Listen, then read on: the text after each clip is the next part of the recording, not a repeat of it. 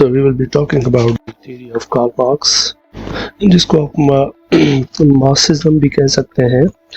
अच्छा, ये होती क्या है मार्क्सिज्म? अगर इसको हम जाने के अंडरस्टैंड करें कि इसका कोर आइडिया क्या है, सो हमारा जो मार्क्सिज्म है ये basically relationship between the capital and its impact on society को स्टडी करती है। Relationship between the capital and its impact on our society. Impact on our society. Now, यहाँ पर सोसाइटी से क्या मुराद है? जो हमारी सोसाइटी होती है इसकी आप डेफिनेशन सोशियोलॉजी के अंदर पढ़ते हैं किसी और subject. The interesting thing would be to understand what do we mean by the capital. Capital क्या चीज़ होती है इस कॉन्टेक्स्ट के अंदर, पहले इसको समझना लाजमी है। तो अगर बात करें तो जो हमारा कैपिटल है वो उसको आप ऐसे डिफाइन कर सकते हैं कि anything that has monetary value, anything that has monetary value, right. इसको ऐसे कह सकते हैं कि जिसको आप पैसों में कन्वर्ट कर सकते हो, can be turned into money, यानी anything that can be used to make money is capital, right? अच्छा, examples कौन सी होंगी कैपिटल की? For example, you have your laptop, you have a pen, you have land, you have car। ये materialistic है। इसके अलावा अगर आपकी नॉलेज है, सर्विसेज जो आ जाती हैं आपकी, जो आप सर्विसेज, आपकी नॉलेज और आपके स्किल्स, जैसे डॉक्टर हो गया, उसको डॉक्टरी के अंदर यूज़ करके जहाँ से पैसे बना रहा है, लॉयर है वहाँ से पैसे बना रहा है। सो these are the capitals, so like anything that can have a monetary value और जिससे पैसे बन सकते हो। अच्छा, दूसरी बात ये है कि why this theory was given, like why? So what was the context? So the context was simple. It was the conditions, or you can say that industrialization जो कि उस वक्त पीक पर थी, और वर्कर्स जो थे वहाँ पर कुछ जो इंडस्ट्रियलिस्ट थे यानी ओनर्स थे, इस ओनर्स थे वहाँ पर, और दूसरे वर्कर्स थे। तो यहाँ पर आप ऐसे कह सकते हैं कि industrialization was at peak, workers were living a pathetic life and also the workers were exploited by the owners got so like यहाँ पर ये हो रहा था कि ये जो वर्कर्स थे इनकी एक्सप्लॉइटेशन हो रही थी। एक्सप्लॉइटेशन हो रही थी, या ऐसे कह सकते हैं कि जो अमीर थे, रिच थे, वो ज़्यादा अमीर होते जा रहे थे, और जो पुअर थे वो ज़्यादा पुअर होते जा रहे थे। So it was kind of आप ऐसे कह सकते हैं कि एक इनजस्टिस किस्म का माहौल बन रहा था, इनजस्ट किस्म का माहौल था। और इस सारी सिचुएशन के अंदर यानी जो सरमाएदार थे वो जो गरीब थे उनको लूट रहे थे, और इस सारे के ऊपर जो गवर्नमेंट थी वो या तो कुछ भी नहीं कर रही थी या फिर सपोर्ट कर रही थी ओनर्स को। तो लाइक इस तरह की सिचुएशन बन रही थी, और फिर इस सारी सिचुएशन के अंदर मार्क्स साहब पैदा हो जाते हैं, और फिर ये रिस्पॉन्सिबिलिटी लेते हैं कि मुझे इन लोगों को फ्री करना है from the state and the owners. यहाँ पर ये बात समझना लाजमी है कि because he was a philosopher and he should be rational, so he had to like scientifically build up some argument to convince the workers that they are getting exploited and they should revolt against the people. So let's get into the theory. So जो इसकी theory है Karl Marx की, वो basically 4 चीज़ों पर base करती है। जो आपकी मार्क्स की थ्योरी है, मार्क्सिज्म, इसके अंदर 4 चीजें आ जाती हैं। एक को हम कहते हैं इकोनॉमिक डिटर्मिनिज्म, इकोनॉमिक डिटर्मिनिज्म,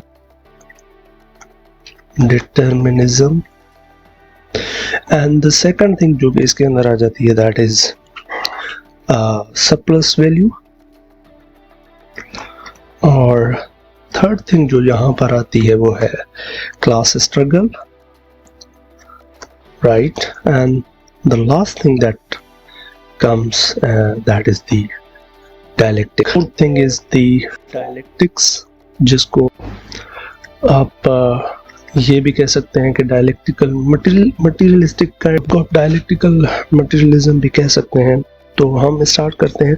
अच्छा, ये किस तरह से एक से दूसरी इम्प्लाई करती है, फिर वहाँ से ये इम्प्लाई करती है, फिर ये इम्प्लाई करती है, and then what should we do next? So this is something that we need to see, or we need to get into it. So let's start with the economic foundation. So I'll start with the economic foundation. Now, economic determinism. Economic determinism.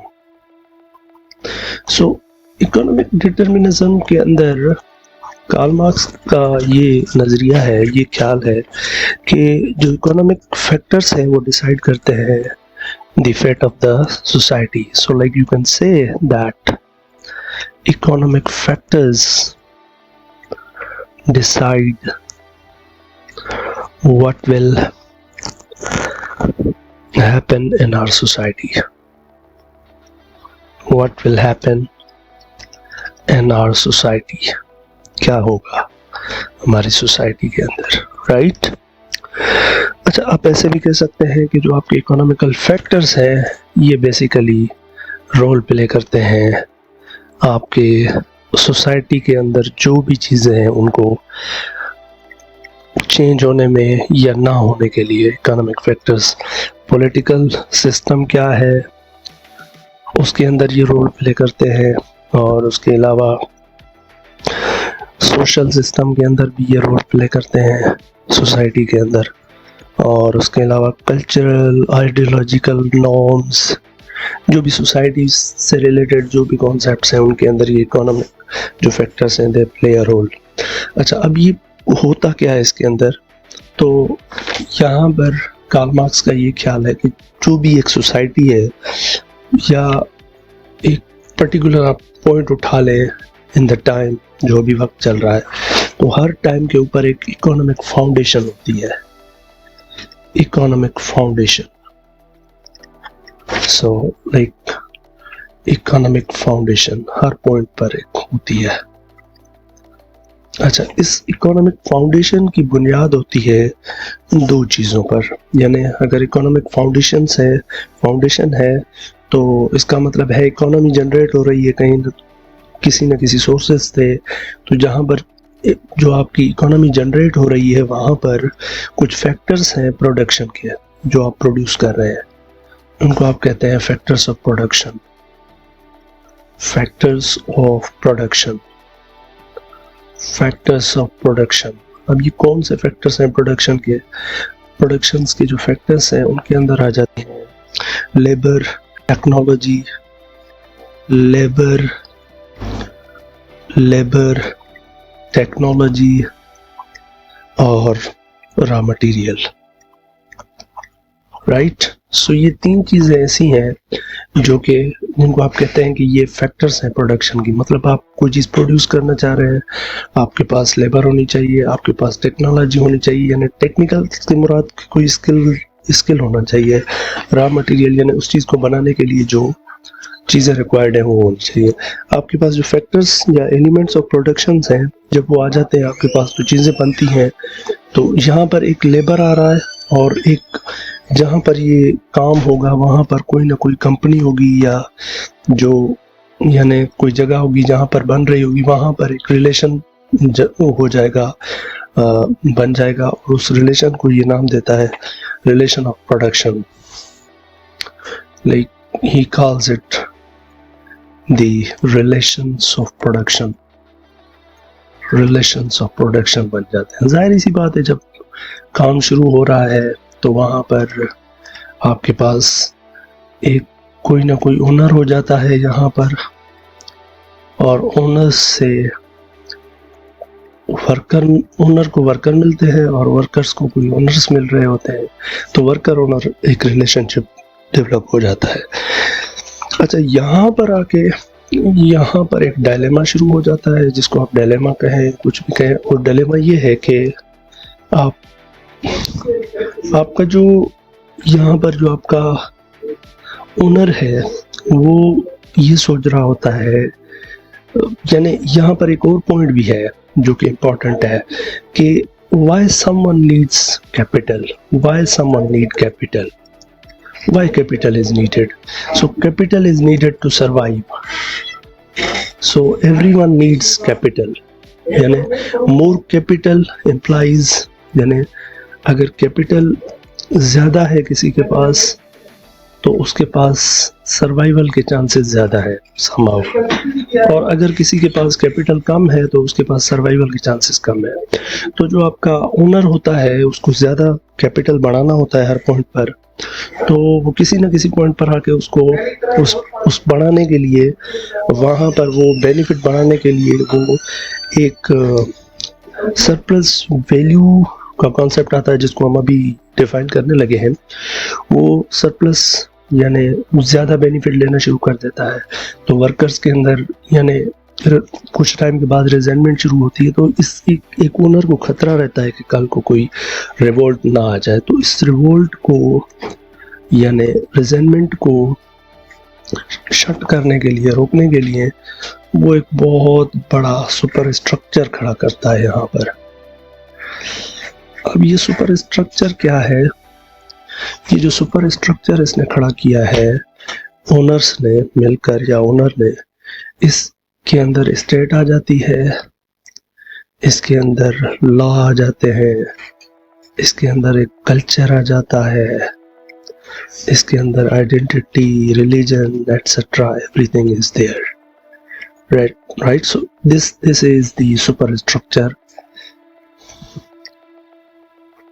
तो अब अगर आपसे पूछा जाए कि ये super structure है क्या, तो ये सुपर स्ट्रक्चर जो है ये एक किस्म का आप कह सकते हैं कि शेल्टर है जो कि क्रिएट करता है ओनर अपनी ओनरशिप को बाकी रहने के लिए, यानी स्टेट, लॉज, कल्चर्स को सुपर स्ट्रक्चर कहते हैं, जो कि ओनर क्रिएट करता है ताकि वो अपनी कैपिटल को बढ़ाता रहे, राइट।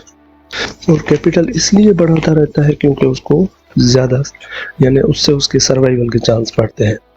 अच्छा, ये सुपर स्ट्रक्चर चेंज क्यों करना पड़ता है और कब होता है? What are the factors which require this super structure to change? तो एक तो ये है कि जब मोड ऑफ प्रोडक्शन चेंज होते हैं तो सुपर स्ट्रक्चर चेंज हो जाता है। जैसे पहले लोग जो है वो लोगों की जो यानी प्रोडक्शन या फाउंडेशन इकोनॉमिक एग्रीकल्चर है, वहाँ से अगर इंडस्ट्रियलाइजेशन की तरफ जा रही है, कोई भी एक फैक्टर से दूसरे फैक्टर की तरफ जा रहे हैं, यानी इकोनॉमिक फाउंडेशन चेंज हो रही है तो सुपर स्ट्रक्चर चेंज करना पड़ रहा है।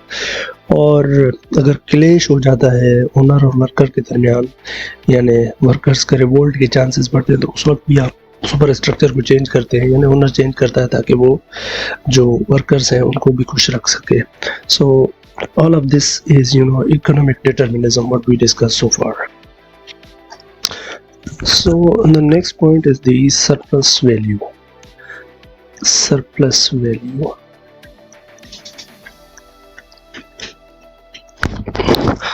इसको समझने के लिए हम ये करते हैं कि मिसाल के तौर पर एक ओनर है, ये तो हमें पता है, एक ओनर होता है और वर्कर्स होते हैं, और यानी लेबर होती है, और टेक्नोलॉजी होती है फैक्टर्स ऑफ प्रोडक्शन में, और उसके अलावा रॉ मटेरियल होता है, ठीक है। अच्छा, अब क्योंकि हमें पता है कि हर ओनर हमेशा ये ख्वाहिश रखता है कि उसका कैपिटल बढ़ता रहे।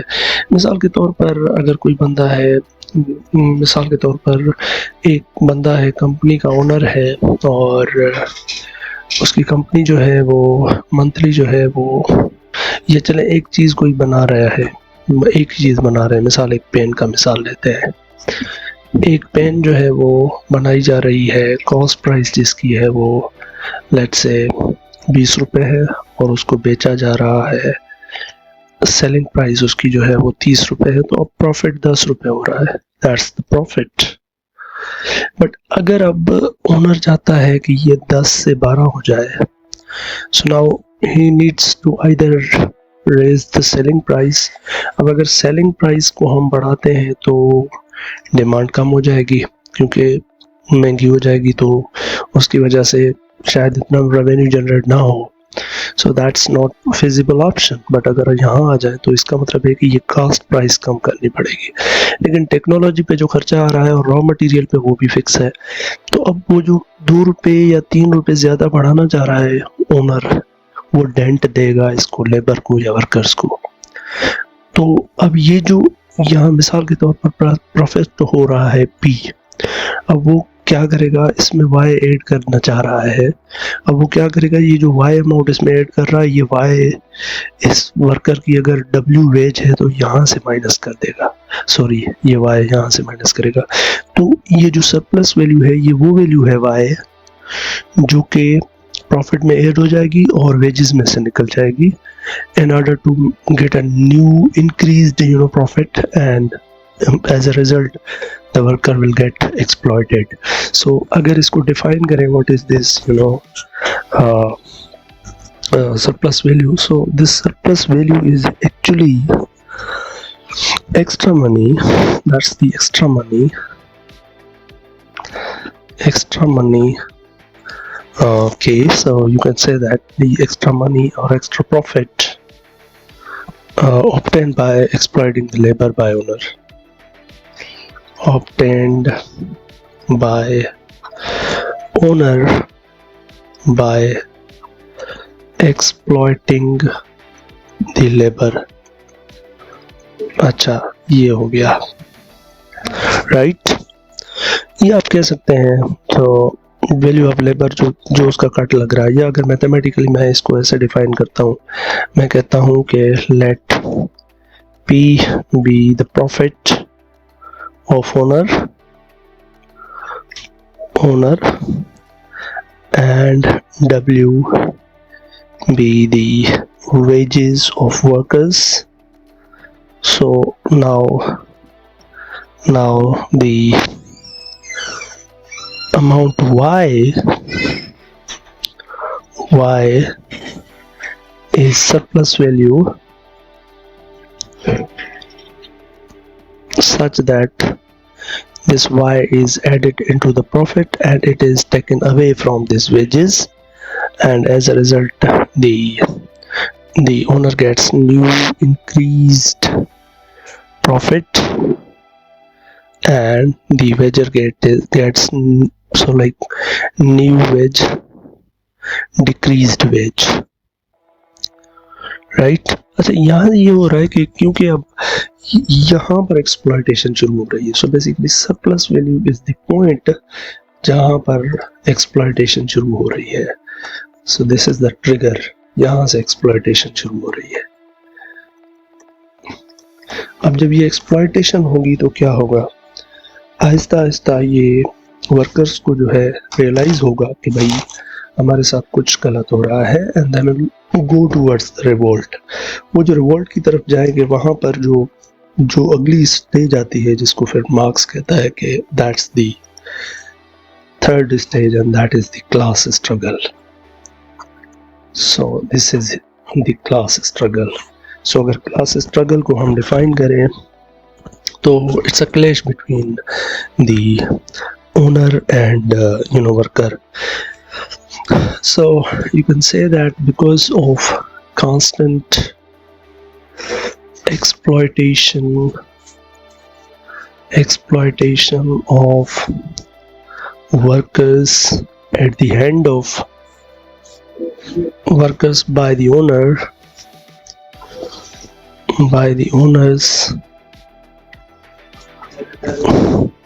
workers realize and demand justice. Workers realize and demand justice. right?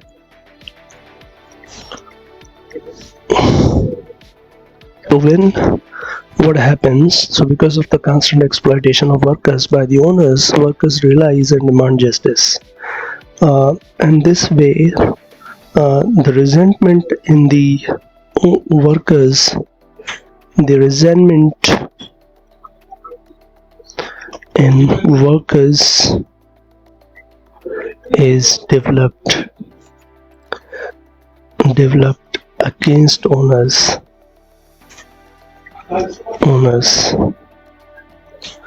and this resentment is called class struggle. इस क्लास स्ट्रगल, अगर आप इसको सादा लफ्जों में कहें तो ये बेसिकली क्लास स्ट्रगल जो है ये क्लेश है between owner and worker. So it's nothing but clash between workers and owners because of workers and owner because of the exploitation done by owners.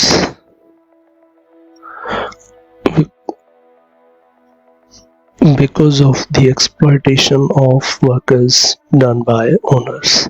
So labour के साथ जो बुरा होता है इस वजह से यहाँ पर एक क्लास स्ट्रगल शुरू हो जाती है. So it is nothing but conflict between workers and owners, right? अच्छा, यहाँ पर अब जो हम थोड़ी देर पहले कह रहे थे कि भाई पहले एक इकोनॉमिक फाउंडेशन होती है, या जिसको आप इकोनॉमिक डिटर्मिनिज्म के अंदर कह रहे हैं कि इकोनॉमिक फाउंडेशन होती है, वहाँ से एक फिर वो सर्वाइवल के लिए इकोनॉमिक फाउंडेशन के अंदर जो ओनर होता है वो हमेशा ये ढूंढ रहा होता है कि मुझे किस तरह से पैसे बढ़ाने हैं. तो फिर वो क्या करता है, वो सरप्लस वैल्यू की तरफ चला जाता है, सरप्लस वैल्यू लेना शुरू हो जाता है. ये रियलाइजेशन आ जाती है वर्कर्स के अंदर, वर्कर्स रिवोल्ट कर लेते हैं, या जिसको आप कहें यहाँ पर क्लेश क्रिएट हो जाता है बिटवीन वर्कर एंड ओनर, जिसको आप क्लास स्ट्रगल का नाम दे रहे हैं, राइट? तो अब उसके बाद क्या होगा, वी गोना सी लेटर. ये वो जगह है जहाँ पर सुपर स्ट्रक्चर में चेंज लाई जाती है, यानी फिर ओनर क्या करता है, सुपर स्ट्रक्चर जो हेल्प्स ओनर, वो जो सुपर स्ट्रक्चर खड़ा किया हुआ है ओनर्स ने, वो इसी वक्त के लिए कि जब क्लेश होगा तो हम उसको थोड़ा सा चेंज कर देंगे. स्टेट के अंदर कुछ नए लॉज इस तरह से बनाए जाएंगे कि रिजनमेंट को कम किया जाए, या एक नए तरीके से, या मोड ऑफ प्रोडक्शन को चेंज किया जाएगा, और हमें लगेगा कि हमारे साथ अच्छा हो गया है, लेकिन वो बेसिकली वही ओनर होगा, सिर्फ वो नए कपड़े पहनेगा या नए रूप में आ जाएगा. So, like somehow the exploitation will continue. But यहाँ पर एक क्योंकि हम क्लास स्ट्रगल की बात कर रहे हैं तो यहाँ पर एक कोटेशन है कार्ल मार्क्स का जो कि बहुत इम्पोर्टेंट है, and it kind of relates to this. वो जिस तरह से वो इब्न खल्दून ने कहा था कि the history of the world is the history of क्लेश ऑफ असबिया. सो कार्ल मार्क्स कहता है, नो, कार्ल मार्क्स उसको तो कुछ नहीं, लेकिन कार्ल मार्क्स ही कहता है कि the history of the world is the history of class struggle. अच्छा, ये क्लास का मतलब है दो classes, owner and worker. Class struggle between haves and have not, या आप कह सकते हैं between workers and owners. So I'm writing this in my own words. अच्छा, ये between workers and owners की जगह ये भी कहा जाता है between bourgeoisie and proletariat. So bourgeoisie represents the owners and proletariat represents the workers. या हैव्स एंड हैव नॉट्स की बात भी की जा सकती है यहाँ पर. So the last thing that we discussed Karl Marx was the dialectic, जिसको डायलेक्टिकल मटेरियलिज्म भी आप कहते हैं। डायलेक्टिक्स की बात हम कर लेते हैं, ठीक। अच्छा, यहाँ पर थोड़ा सा एक और पॉइंट है वो बताना चाह रहा था मैं। डायलेक्टिक की बात करते हैं जब, तो एक डायलेक्टिक का नजरिया है हेगल का, और दूसरा है हमारे भाई साहब का कार्ल मार्क्स का, या आप कह रहे हैं दो अपोजिट नजरिए हैं डायलेक्ट के। एक में ये है, हेगल के मुताबिक ये है कि अगर आपके माइंड में कोई चीज़ चल रही है, पी एक स्टेटमेंट है आपके जहन में इस वक्त चल रही है, कुछ टाइम बाद क्यू एक और स्टेटमेंट आ जाती है जहन के अंदर, अब ये थीसिस है, कुछ टाइम बाद एक और एंटी थीसिस आपके जहन में डेवलप हो गया है। जब ये दोनों का टकराव होगा तो एक और नई चीज़ जन्म लेगी जहन के अंदर, जिसको आर कहते हैं, और फिर आप उसको अप्लाई करेंगे मटीरियलिज्म पर। लेकिन कार्ल मार्क्स के मुताबिक ये है कि नहीं, ये एक थीसिस है, मटीरियलिस्टिकली एग्जिस्ट करता है, उसके सामने एक कुछ टाइम के बाद क्यू एक नया एंटी थीसिस बन जाएगा, और फिर ये दोनों का टकराव होगा, और फिर सिंथेसिस एक नया बन जाएगा। So like that's something we need to be connect. I would try to come up with a different video on this dialectic. Okay, so अब डायलेक्टिक जो ये कार्ल मार्क्स है, ये डायलेक्टिक से अंदर क्या कहता है, चौथा पॉइंट है इसका, जो वो कहता है कि जैसे हिस्ट्री चल रही है तो एक टाइम फ्रेम में, यानी टाइम में इस वक्त जो नुक्ता चल रहा है, इस वक्त जो भी टाइम हुआ है, या जो इस वक्त मॉडर्न वर्ल्ड चल रही है, या उस टाइम जो वर्ल्ड चल रही थी, या किसी भी टाइम पे आपने उठा ली, पास्ट में आपने उठाई, एक पॉइंट पर आपने दुनिया को उठा लिया, उस वक्त एक इकोनॉमिक फाउंडेशन एग्जिस्ट करती थी, या इकोनॉमिक डिटर्मिनिज्म थी और इकोनॉमिक फाउंडेशन थी। वहाँ पर ओनर थे, वर्कर थे, सारा कुछ जो हमने डिस्कस किया है वो मौजूद था। इस सारा कुछ जो प्रेजेंट था, यानी इसके अंदर आपके पास एक इकोनॉमिक फाउंडेशन है, और कुछ टाइम चल रही है इकोनॉमिक फाउंडेशन चल रही है, बीच में कहीं पर चले एक टाइम का एक नुक्ता आ जाता है जहाँ पर सरप्लस वैल्यू लेना शुरू कर लेते हैं ओनर्स। तो इस इकोनॉमिक फाउंडेशन में ओनर भी है, वर्कर भी है, मीन्स ऑफ प्रोडक्शन है, कोई मतलब सिस्टम एक चल रहा है। चलते चलते एक पॉइंट पर कहीं ना कहीं सरप्लस वैल्यू लेना शुरू कर दिया है ओनर्स ने, और फिर आगे चलते चलते वर्कर्स ने रियलाइज कर लिया है कि भाई हमारे साथ बुरा हो रहा है, और फिर इस तरह वर्कर्स के अंदर एक जो है वो रिजेंटमेंट पैदा हो गई है। तो ये जो इकोनॉमिक फाउंडेशन एग्जिस्ट कर रही थी, दिस वाज थीसिस। अब जो ये उनके जहन में जो रिजेंटमेंट पैदा हो गई है, इसको वो कहता है कि ये थीसिस। अब ये मटेरियलिस्टिकली हो रहा है, ठीक है ना, क्योंकि उस वक्त वो अगर इंडस्ट्रियलाइजेशन के अंदर उस वक्त एक इकोनॉमिक फाउंडेशन चल रहा था, तो आप ऐसे समझ सकते हैं कि मार्क्स को ये रियलाइज हो चुका था कि इस वक्त ये इंडस्ट्रियल ओनर्स जो है ये सरप्लस वैल्यू के हिसाब से या एक्सप्लॉइट कर रहे हैं वर्कर्स को। तो वहाँ पर एक एंटीथेसिस डेवलप हो गई थी, और वो एंटीथेसिस ये थी कि वर्कर्स में रियलाइजेशन आ रही थी कि भाई हमारे साथ बुरा हो रहा है, एंड दे स्टार्टेड एक रिवोल्ट हो जाता है, यानी दोनों का टकराव हो जाता है। ये आप इसको पी कहें, इसको क्यू कहें, पी और क्यू का टकराव हो जाता है।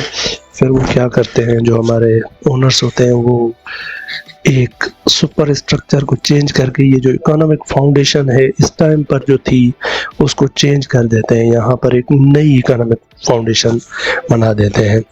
सुपर स्ट्रक्चर की चेंज से इकोनॉमिक फाउंडेशन चेंज कर देते हैं, या जिसको आप कह सकते हैं कि मोड ऑफ प्रोडक्शन को चेंज कर लेते हैं, या फिर सुपर स्ट्रक्चर के अंदर चेंजेस लाते हैं ताकि ये जो इकोनॉमिक फाउंडेशन पहले चल रही थी उसको नया कर दें, ताकि वर्कर्स को लगे कि नहीं यार ये अब नया सिस्टम आ गया है। सो अब ये जो नया सिस्टम लाया जाएगा ये सुपर स्ट्रक्चर की चेंज से होगा, और ये इन दोनों का सिंथेसिस होगा, ठीक। अब ये जो सिंथेसिस इस स्टेज पर आ गया, ये आइट्रेशन 1 है, फर्स्ट आइट्रेशन है, ठीक। ये जो सेकंड आइट्रेशन पर सिंथेसिस होगा, ये इस जगह पर सुपर स्ट्रक्चर वालों के हिसाब से या ओनर के हिसाब से ये एक नया इकोनॉमिक फाउंडेशन है। ये जैसे चलना शुरू होगा तो फिर इसके अंदर भी ओनर होंगे, वो फिर एक्सप्लॉयटेशन करना शुरू कर देंगे। फिर एक नुक्ता यहाँ पर फिर आ जाएगा जहाँ पर फिर रिवोल्ट करना शुरू करेंगे वर्कर्स। फिर ये जो आपके ओनर्स हैं ये फिर जो है इसको चेंज करेंगे और नया जो है सिस्टम इंट्रोड्यूस करेंगे, सुपर स्ट्रक्चर ये दूसरे स्टेज पर आ जाएगा। फिर इसी तरीके से फिर ये सिंथेसिस जो नया सिंथेसिस आया है, अच्छा फिर ये चेंज करेंगे, फिर एंटीसिस डेवलप होगा, फिर सिंथेसिस हो जाएगा दोनों का, फिर यहाँ पर ये एक सिंथेसिस होगा, ठीक। अब वो ये यहाँ पर ये इसको आप कह सकते हैं ये फर्स्ट करंट फाउंडेशन थी, फिर चेंज हुआ नहीं आई, फिर चेंज हुआ नहीं आई, फिर चेंज हो गया नहीं आ गई। फोर्थ नंबर पर आ रही है ये, इसको वो कहता है, कार्ल मार्क्स उस वक्त कह रहा था कि ये मेरे टाइम की है, यानी इकोनॉमिक फाउंडेशन।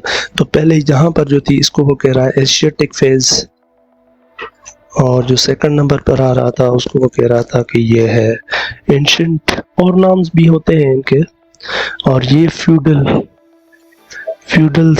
फ्यूडल के उसके बाद आया। तो वो ये फोर्थ स्टेज पर जो फाउंडेशन है वो कह रहा था कि ये वो स्टेज है जहाँ पर मैं हूँ, जहाँ पर एग्रीकल्चर जो है वो मोड ऑफ प्रोडक्शन है इस जगह पर, यानी फ्यूडल वाले में।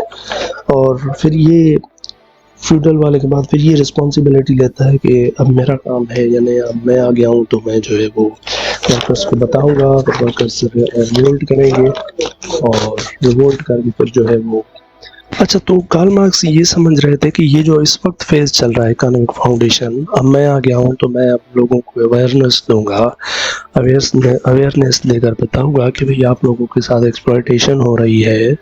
तो उसने इसको अपनी रिस्पॉन्सिबिलिटी के तौर पर समझा, और वो ये कहता था कि जो मैं लिख रहा हूँ हिज राइटिंग्स, उसका ये बिलीव था कि इसकी जो राइटिंग्स थी they will bring you know clash, जिसको आप क्लास स्ट्रगल कहते हैं। और वो कह रहा था कि इंडस्ट्रियलिस्ट और प्रोलेटेरिएट के दरमियान क्लैश होगा, जो कि रिजल्ट इन करेगा in the favour of proletariat कहें, वर्कर्स को फिर चाहिए कि वो एबॉलिश कर दें प्राइवेट पार्टी को, प्रॉपर्टी को।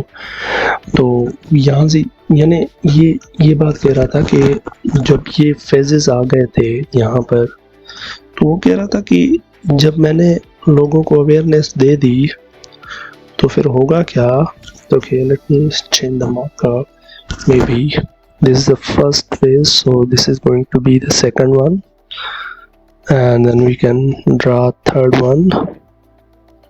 So yes, here right. So अब वो कह रहा है कि ये जो फेज है ना, ये यहाँ पर जो इकोनॉमिक फाउंडेशन चल रहा है, तो इंडस्ट्रियलाइजेशन का दौर था जो, तो वो कह रहा है कि अब मैं इन्फॉर्म करूँगा लोगों को, और फिर लोग जो है इस सिस्टम को ख़त्म कर देंगे, और फिर कोई एंटीथेसिस नहीं आएगा आगे, and the history will be linear, history will be linear. So ये जो डायलेक्टिकल अप्स एंड डाउन्स थे वो ख़त्म हो जाएंगे, यानी क्लास स्ट्रगल वगैरह सारी चीज़ें ख़त्म हो जाएंगी।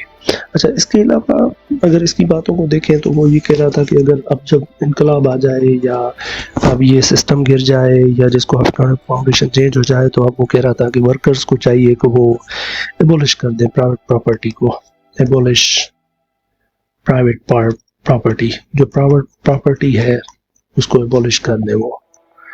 और दूसरी बात यहाँ पर एक हम चले उसको बाद में करते। अच्छा, यहाँ पर जब प्राइवेट प्रॉपर्टी जो है ख़त्म हो जाएगी, तो ना कोई ओनर होगा, ना कोई वर्कर होगा, ना कोई क्लेश होगा, नो क्लेश, ना तो कोई क्लेश बनेगा, और ना कोई जो है वो क्लास स्ट्रगल होगी। और इसके अंदर अगर क्लास स्ट्रगल नहीं है तो सुपर स्ट्रक्चर की ज़रूरत भी नहीं है, और अगर सुपर स्ट्रक्चर की ज़रूरत नहीं है तो स्टेट की भी ज़रूरत नहीं है। यानी he was a kind of supporter of stateless society, यानी एक ऐसी सोसाइटी होनी चाहिए जहाँ पर स्टेट भी नहीं होनी चाहिए, क्लासलेस स्टेटलेस सोसाइटी होनी चाहिए। हिस्ट्री लीनियर हो जाएगी, डायलेक्टिकल नहीं होगी। और ये जो फोर्थ डायलेक्टिकल पीरियड जो चल रहा था industrial, it is going to be the last one. अच्छा, इसको हम थोड़ा सा अगर कंपेयर करें ना, तो प्रीवियस जो फिलोसोफर्स आए हैं, जिसमें एक रूसो है, जेन जिक्स रूसो,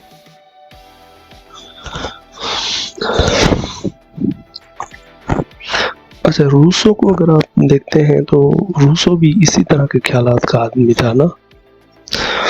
अच्छा, रूसो ने कहा था कि भाई जो लोग थे वो फ्री पैदा हुए थे, जैसे वो कहता है कि man is born free but everywhere he is in chain. तो उसका भी ये ख्याल था कि लोग पीसफुल थे, पीसफुल रह रहे थे। फिर एक बंदा उठा उसने कहा प्रॉपर्टी के ऊपर कि this land is mine, that land is thine. तो वहाँ से एक प्रॉपर्टी कॉन्फ्लिक्ट शुरू हो गया। तो वो भी एक काइंड ऑफ प्रॉपर्टी, जो प्राइवेट पार्टी है उसको वो नेचुरल राइट नहीं समझता था। तो कार्ल मार्क्स भी इसी तरह से है कि भाई ये जो प्राइवेट प्रॉपर्टी का कॉन्सेप्ट है, इट्स नॉट नेचुरल राइट, और हर एक को वर्कर होना चाहिए और हर एक को जो है वो ओनर भी होना चाहिए। सो लाइक एक सोशलिज्म का कॉन्सेप्ट आ जाता है। फिर इसकी अगर रेलेवेंस देखें, ये जो थ्योरी है इसकी रेलेवेंस देखें, एक तो आपके पास जो है वो किसी हद तक एक कम्युनिस्ट रेवोल्यूशन आया। उसके बाद आपके पास रशियन साइड पे जो आपका लेनिन था, उसने एक काइंड ऑफ यानी इसी से इंस्पायर होके उसने जो है वो सोवियत यूनियन बनाई। फिर उनका भी ये था कि सोवियत यूनियन बनाएंगे, फिर हम जब ये कैपिटलिज्म को ख़त्म कर देंगे तो फिर इसको भी एबॉलिश कर देंगे। और उसके अलावा बाकी जो चीज़ें हैं, जैसे कोल्ड वार को इसने प्रेडिक्ट किया था, प्रोलेटेरिएट विल रिवोल्ट, वो रेवोल्यूशन हुआ, हमने देखा कम्युनिस्ट रेवोल्यूशन हुआ। अच्छा, कोल्ड वार प्रेडिक्ट हुई, रेवोल्यूशन प्रेडिक्ट हुआ। और उसके अलावा कैपिटलिस्ट ने कुछ चेंजेस अडॉप्ट की इसको देखने के बाद। कौन सी चेंजेस थी, जैसे कि आपके पास आजकल एक बोनस का कॉन्सेप्ट है कंपनीज के अंदर, या आपके पास ये एक और जैसे 8 घंटे काम करने का कॉन्सेप्ट आया, 2 डेज लीव आई या 1 डे लीव, यानी लेबर के लिए सोशल सिक्योरिटी, जिसके अंदर हेल्थ बेनिफिट्स वगैरह, ये कैपिटलिस्ट ने चेंजेस लाई। और उसके अलावा जो यानी कि जो मिनिमम वेज है उसका कॉन्सेप्ट आया। तो इसको देखते हुए कैपिटलिस्ट ने भी थोड़ा सा पाम लिया कि भैया ये ही इज अ सीरियस, तो उन्होंने भी कुछ चेंजेस लाए। So that was all about Karl Marx. I know I'm not perfect. I might have made mistakes, and if there are any improvements that must be made, you can give feedback into the comment section so that we may make more videos like these. Thank you.